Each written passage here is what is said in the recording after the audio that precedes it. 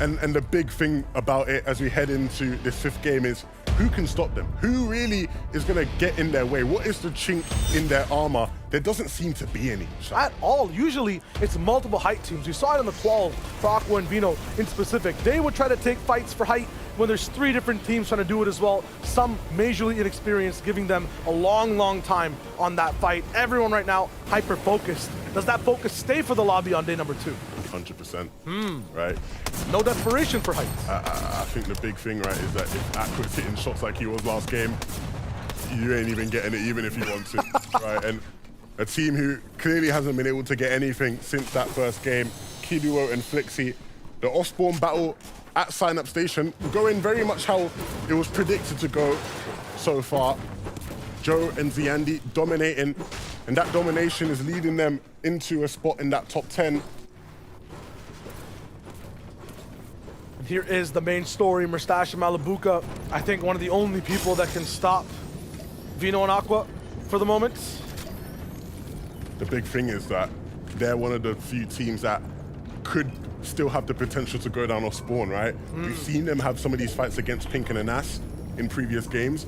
Let's say if that fight happens again this game, they go down. Vino and Aqua, they're just gonna have another big game, increase the gap even more. And then we're really starting to talk about, are they gonna hit the threshold, right? Oh yeah, stopping EU before it even ends. EU before it even ends, right? Yeah, if you guys are not familiar with that, there is a rule in the book. I think it's about, we'll double check. It's closer to the 400 point threshold overall, maybe 500. At 475. Yeah. So we'll check. If a team hits that, the competition ends. Yeah.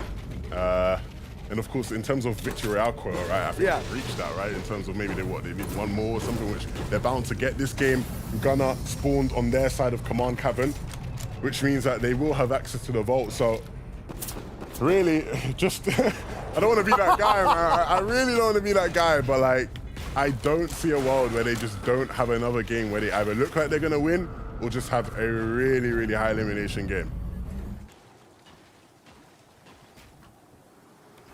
Few more things rolling across the map, slowing down for some of these teams. Clown and Refsguard gonna be high and mighty here, dropping away from, I believe they were closer to one of these stations. Oh no, they are still fighting that Arcadia type duo, and not seeing much here for now. A drawn out fight. They want to make the most out of their last 2 games. You know, of course, Asvi and Siren aren't the most experienced players when it comes to FNCS. I believe this is their first FNCS final. And so very much an unknown quantity when it comes to a lot of the teams in this lobby. Refsguard, a very experienced player though, alongside Clown, who was very impressive last season. Maybe they can show us why.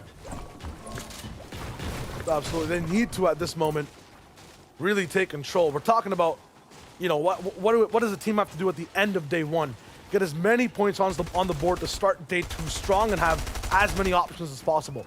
58, not enough for Refsguard and Clown. They want to get closer to that triple-digit mark, hopefully, if everything goes completely right for them towards the end of the day. Got to see if that is a possibility. We are a couple minutes into this game. Only 2 teams have gone down. Everyone keeping their cards very close to their chest, bro. There's nothing. No one's going down right now.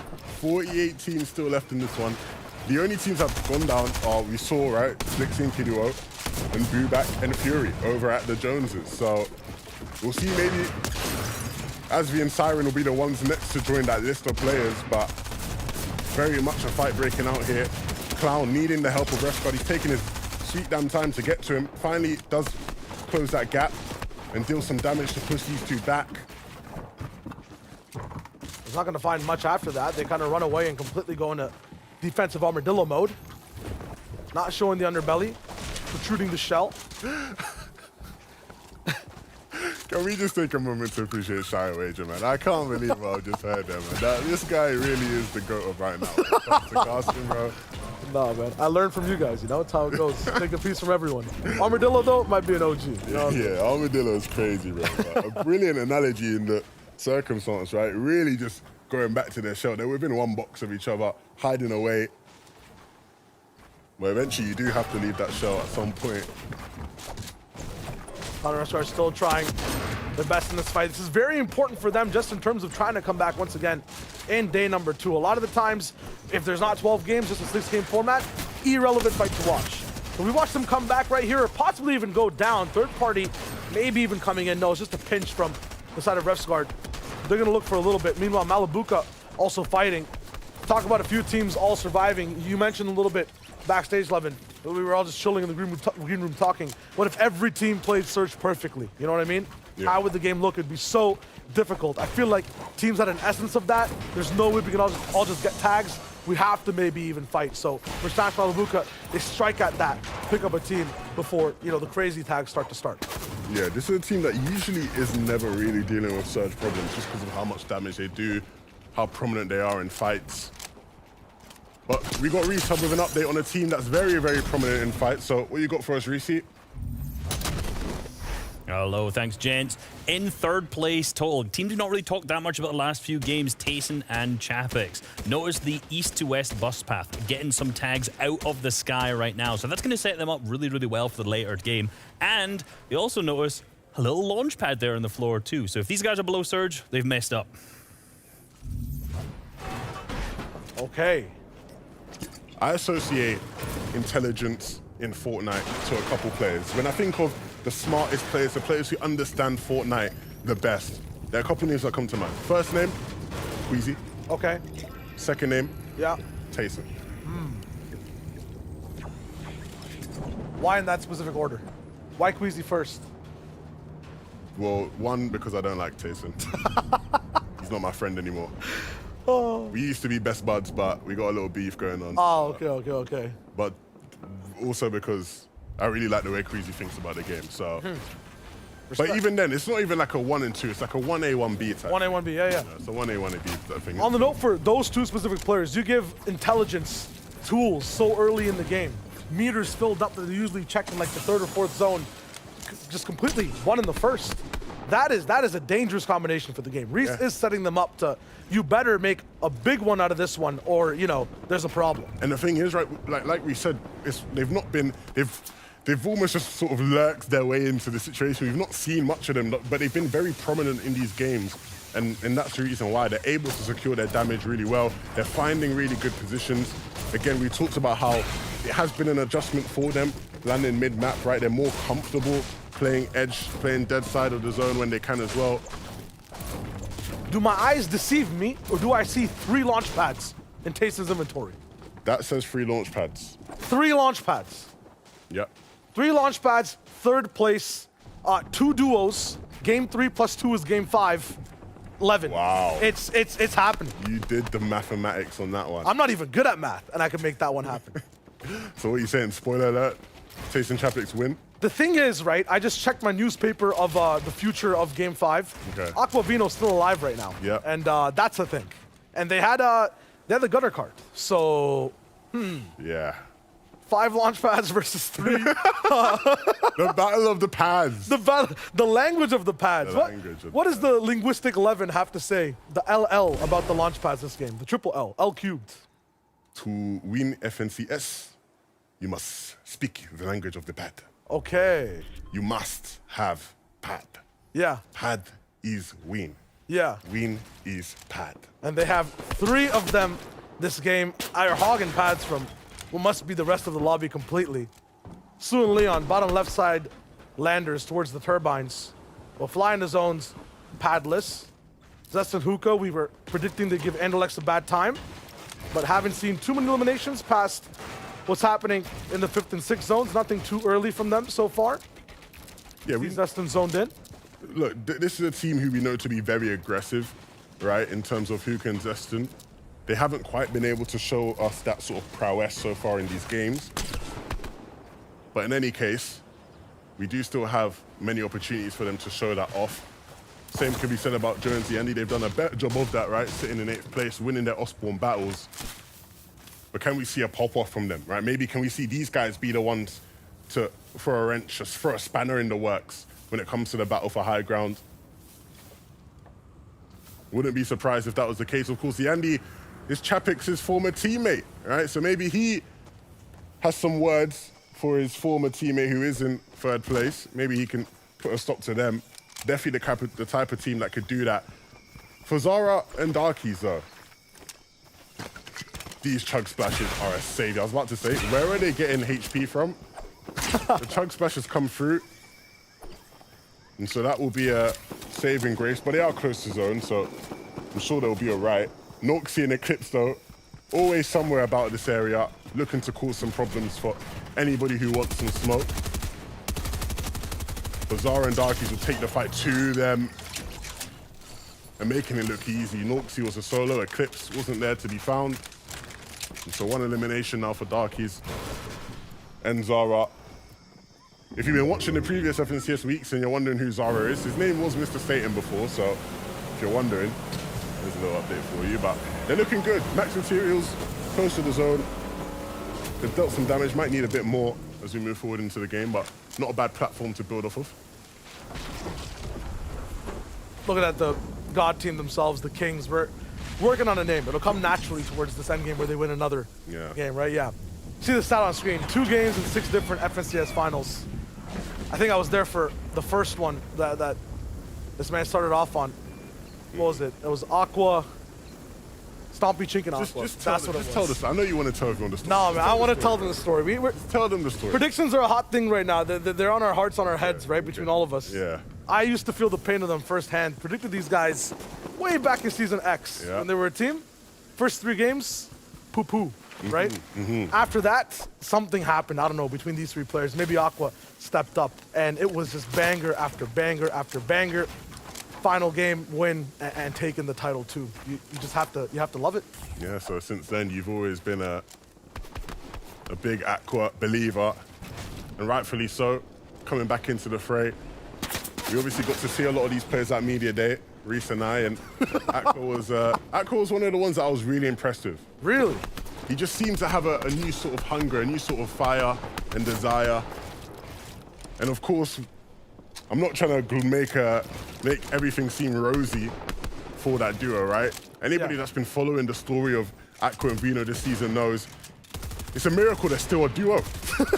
I've never seen a team argue so much mid-competition. I've never seen 2 players openly admit their distaste towards each other in big moments, but yet they've managed to stick together, and they might even win an FNCS because of it. The trick to winning FNCS, mute your duo partner in quals. Yeah. And ... profit. Like, literally. Those are the steps. And guys, Shayo is not exaggerating either. There have been games where these guys have actually just muted each other mid-game. And won. Like, literally got a VR. Think about that real quick. Imagine watching any other sport, right? And teammates don't talk to each other. There's never a pass. There's never anything. And they're winning games. Yeah, that's crazy. That's crazy, crazy stuff. On board right now, we see a bunch of teams that have had a few more rockier starts to the competition. Another game where Kami and Seti are down on Surge, just barely.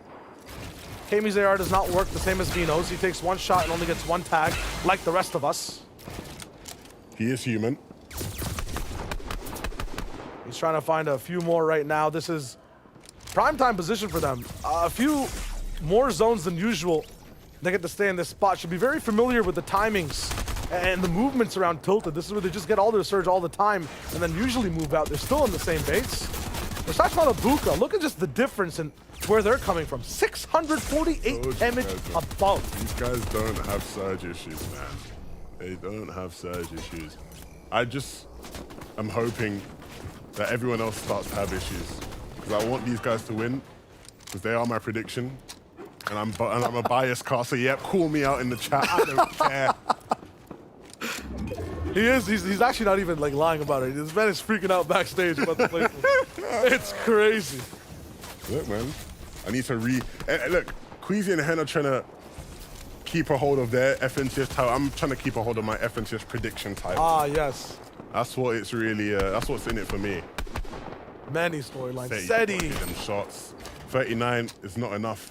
Had potential for so much more. Malabuka picking up another elimination. Clemberry on the right, he was a solo. He's surrounded by so many teams that are like 30th, 40th place, desperate, and probably need to edit on them. Verstash Malabuka playing defense, playing the 8th zone basically, getting practice before it starts. We'll see if they can get their way into zone, right? Because they do have a bit of a distance compared to seemingly everyone else in the lobby. Tayson, Chapix. 3-pack! We mentioned it before, but like just looking at it again in the 3rd zone, when everything starts to get a little bit more condensed, you get to see the advantage they have, but think about it. Who else has this advantage? People are going to be following exactly where Tayson and Chapix are going to go. We have Vadil and Noah Riley, who basically get free rotates as well. And the thing is, they will still look to recycle pads when needed, right? That's disgusting. They will. They'll still look to recycle pads when needed.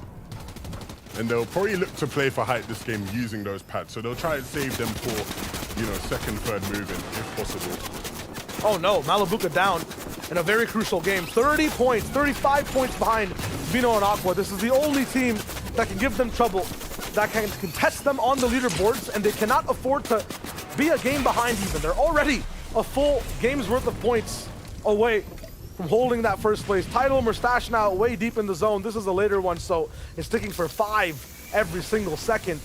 He will pop that med miss, but that will just even out his HP. Maybe give him a little bit more as he starts to move. He's going to be running into 3 different teams on many different layers. He's next to those 3 pads though, so this might be the best position for him to be in. He basically has a dual partner beside him. He just needs to base up and then pray that Tayson and Chapix use those launch pads. And Wilford just got used, right? And if he heard that, then maybe there's a chance for him. This is how Malibuca went down. Look, you can see they were trying to get in. I literally said it's going to be difficult. Opens the edit. As he opens it, players start taking shots at him. Really difficult stuff there, but they were one of the few teams that had a bit of a journey to get into zone. They waited too late after picking up the elimination on Climberry, and it might have just cost them their chance, really. Of course, we are still just at game 5. There's a whole nother day, but if Vino and Aqua continue on this pace, they're going to be so hard to catch. Uncharacteristic from Vino right there, only landing 1 shot out of the 4. Unfortunate for Seti and Cammy. How is it that when these guys use a cannon like this in this type of zone, no one shoots them? 39 HP and 10 HP. They're not shot a single time in the air. Both land, and the focus stops too. What? Honestly, I would have been eliminated. Where's the milk? I asked for milk at the start of the show to see invisible players, right? That's how you reveal the invisible ink. They have something. They have something. What is it? Their outfits blend into the sky, so nobody can see them. No, maybe that's what's going on there. Look, very fortunate to still be in this game, of course, on such low HP. They are shambles. They're next to a team, though, in Aquavina, who are looking very, very strong. Clown and Rest Guard. We saw some of their struggles and trials and tribulations earlier on. They were able to pick up some eliminations onto Aspi and Siren, and now picking up some free loot here as well. They didn't put in the hard yards for this, but they'll happily profit from it.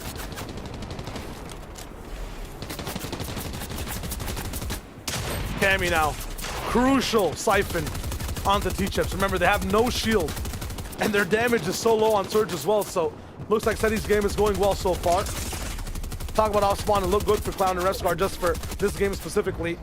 Rest of the day, shambles. This zone also shambles. Rescar has to be perfect, but doesn't have the life force to be able to stay in the game. He's out of materials. Oh, he's out of the magic. Clown, though, has a little bit of it. Still pushing forward, but can't do much right now. He just hit a 175 shot, and he's 175 above. Literally was on that line for Surge. And so that shot will keep him in the game. But you can see what he's working with. It's not much when it comes to materials. If only maybe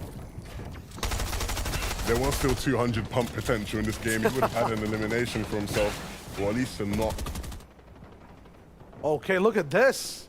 This is all purely done what looks like from maybe some loot that these guys might have got off of T-Chips. They've moved their base maybe slightly, had the harpoon from Cammy, picking up a few of the massive materials. Vino and Aqua's eyes will be on them as they move.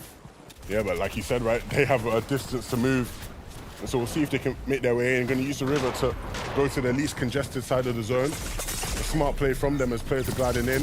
Michael, though, has gone down. Astro having to be the carry in this team now. The sun's going down in Manchester a bit, so maybe some extra vision will be useful here for Astro. He's trying to find anything right now. Med miss, the desperation here. He has to focus on just topping off with them shields. Will be shield crack again. People might be able to hear it. Nope. Storm Surge, luckily, at the last second, turns off for under 50 players. We'll still see it again in that 7th zone. Has to go down all the way to 30. 15 more have to fall. It's Hen and Queasy all the way on high ground. We saw them try for it last game, but it was Aqua who hit a massive shot onto Queasy. Big thing with them too, last game, so many people got to save their mats, use the collider, and be beneath them. This game, Aquavino have the entire key card, the safe, the vault, and Tayson and Chapix have 3 pads. It's deja vu for Queasy and Hen. Again, they have a chance for height, but they have trouble lurking down below. Look at the comeback from Steady and Cammy. Absolute shambles. A collective 40 HP to now big mats and big items. I'm just looking forward towards this fight for height. Right, we know who the main players are going to be in that regard. And Chapix and Tayson have a geyser to be able to recycle with as well. They have effectively 5 launch pads this game. We're seeing now Queasy and Hen aware of the pads being used, looking to try and catch some people out. Mustache will be the one to be caught out. Nothing he can do as he tried to recycle a pad. Queasy and Hen will take him out. You can see the pre-top as well.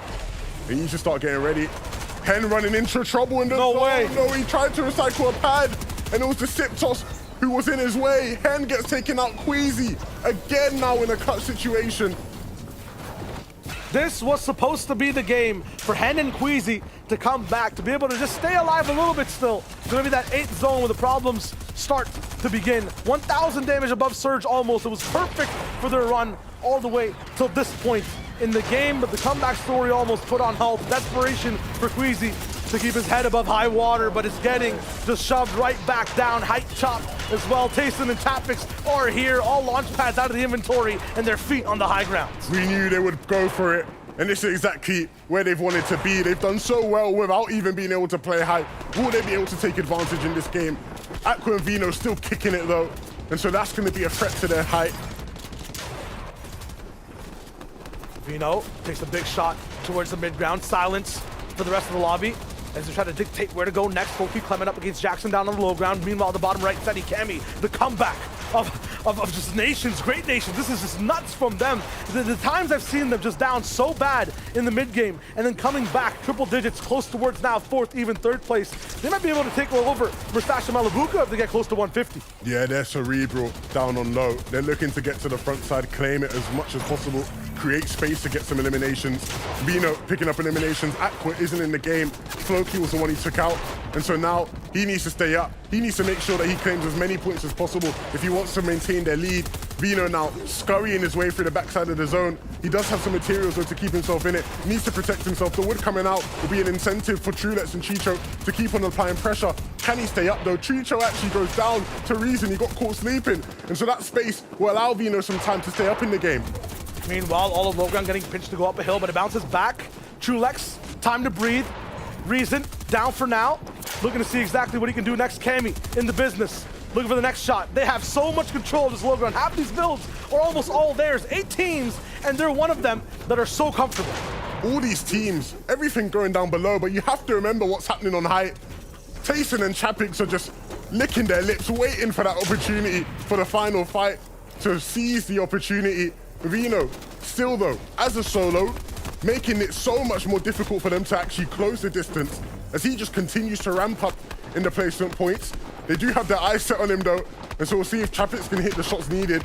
But Tayson just using the burst assault rifle for the pressure, applying it as much as possible. Vino's done so brilliantly to stay up though, but 3 builds left. Eventually his time is gonna have to come, but will it come before all these other teams fight? He's hitting shots when needed, staying hidden, cloaked. 9th zone with 7 teams. The bounce backs back and forth are keeping these solos who have no builds absolutely alive. Reason now, down to low HP. Decepto's desperate, goes down. Kiko inside the storm is just a force to be reckoned with. He's taking so much HP away from these players. Reason forced to use a little bit of that med mist he was saving for the heal off. Meanwhile, Andretta not going to be able to survive the zone. Lots of mats and more mist to pick up for Reason at the back. Vino somehow still alive in the top 5. Looking for the next shot. His final build dropped down. He knows below there's just one player to deal with. There's only one duo alive right now. That's high ground. Looking to see what they can do down below. Slapped in the face. Vino will not be here for the rest of the game. It's Chapix in the face of Ju. He blocks off one of the shots, takes the trade down to just a little bit of big HP and shield still left. Ju at 17 builds on the low ground. Reason is just playing his own game. So many misses available. He's going all the way around. It might surprise them towards the end. This should be Tayson and Chapix's game to hold, but Reason might have a surprise in just a second. Ju looking for the next shot. He's bolstered down. Reason in the back. He gets found out. Gonna be there with the harpoon. Gonna be there all the way towards the end is Ju in 2nd place, but it's gonna be a Titans he has to take down on height. Tayson, Chapix, this is their moment. A redemption arc for them. Can they close it out though? Ju needs to try and spoil the party, and maybe he's doing just that, but no, they will close it out. Chapix and Tayson presenting themselves to the world now as the victory royale of the 5th game. Chapix from out the mud, out the gutter after last season's performance. Tayson as well, looking for redemption, looking to reclaim his GOAT status. And this is exactly how you do it. A victory royale in the penultimate game and a smooth sailing victory.